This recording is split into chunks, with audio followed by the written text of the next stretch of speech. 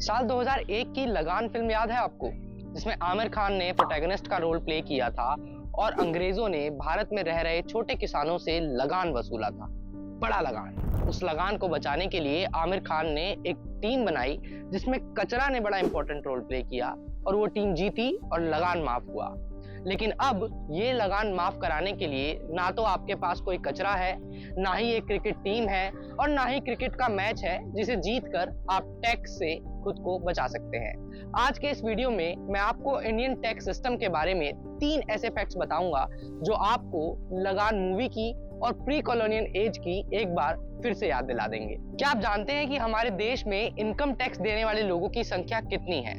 भारत के अंदर 2% से भी कम लोग इनकम टैक्स देते हैं, लेकिन ये 2% से कम लोग सरकार के कुल टैक्स रेवेन्यू का लगभग 30% टैक्स देते हैं। थोड़ा प्रिसाइज होकर कहूं तो 27.6%। यानी कि भारत सरकार अगर टैक्स रिसीव कर 100 रुपए कमाती है तो उस 100 में से 28 रुपए इन 2% लोगों की जेब से आते हैं। और कौन है ये 2% लोग? देश का मिडिल क्लास आदमी, मैं, आप और आप ही की तरह वीडियो देख रहे हजारों लोग जो अपनी जेब से टैक्स भरकर सरकार को देश में सड़क, पुल, हॉस्पिटल, रेलवे ब्रिजेस बनाने का पैसा देते हैं। नॉर्वे में इनकम टैक्स भरने वाले इन्हीं लोगों की संख्या 75% है। Salted popcorn, caramelised popcorn, plain popcorn, ऐसे स्टेट्स हैं जहां नमकीन के नाम में पॉपकॉर्न सॉल्टेड भी सेल होता है कि नहीं?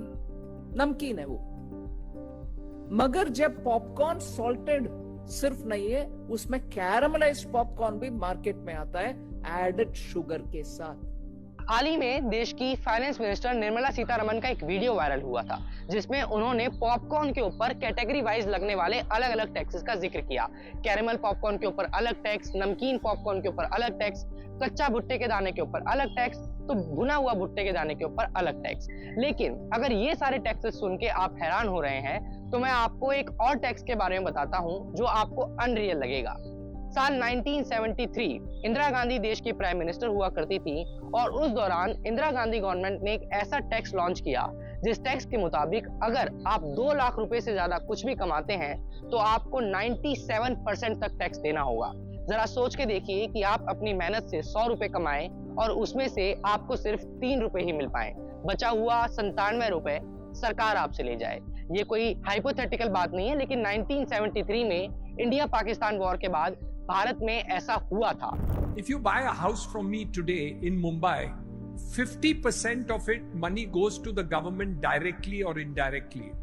Whether it is in terms of the GST, stamp duty, additional FSI rate, land under construction.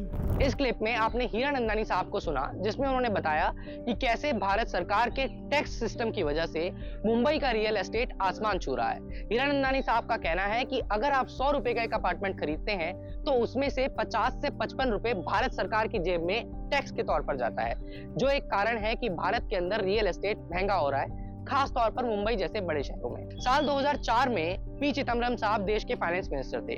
उस वक्त उन्होंने एक टैक्स को हटाकर दूसरा टैक्स लॉन्च किया, long term capital gain tax. एक टैक्स हुआ करता था जो लंबे इन्वेस्टमेंट पे लगाया जाता था, इसको हटाकर सिक्योरिटी ट्रांजैक्शन टैक्स लॉन्च किया गया पी चिदम्बरम साहब द्वारा।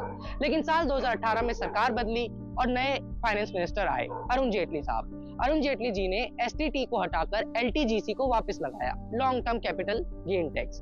लेकिन अब आप ये सोच सकते हैं कि अगर एलटीजीसी वापस आया है तो एसटीटी को हटाया होगा, लेकिन ऐसा नहीं हुआ। एलटीजीसी प्लस एसटीटी, अब आपको सेम इन्वेस्टमेंट पे एक ही तरह के 2 टैक्स देने पड़ते हैं और ये उन सैकड़ों तरीकों में से एक है जिन तरीकों से कोई भी सरकार देश के मिडिल क्लास आदमी से उसकी मेहनत का पैसा निकालती है और उसके बदले में आपको क्या मिलता है ये आप हमें कमेंट करके बता सकते हैं। भारत का हेल्थ सिस्टम, भारत का एजुकेशन सिस्टम, भारत का इंफ्रास्ट्रक्चर, क्या ये सारी चीजें आपके टैक्स के पैसे की वसूली कर पाते हैं या फिर आप इससे इनसेटिस्फाइड हैं? हमें कमेंट करके जरूर बताइएगा और ये भी बताइएगा कि क्या आपको साल 2001 की पिक्चर लगान में दिखाए गए सिनेरियो और फिलहाल 75 साल की आजादी के बाद वाले भारत में टैक्स सिस्टम में कोई खासा अंतर आता है या नहीं? इस टैक्स सिस्टम के लिए कोई भी सरकार जिम्मेदार नहीं है, लेकिन ये टैक्स सिस्टम पिछले 70 सालों की कहानी है जो हर पॉइंट पर बदलता तो रहा, लेकिन एक चीज जो नहीं बदली वो है देश के मिडिल क्लास का स्ट्रगल और टैक्स सिस्टम से नाराजगी।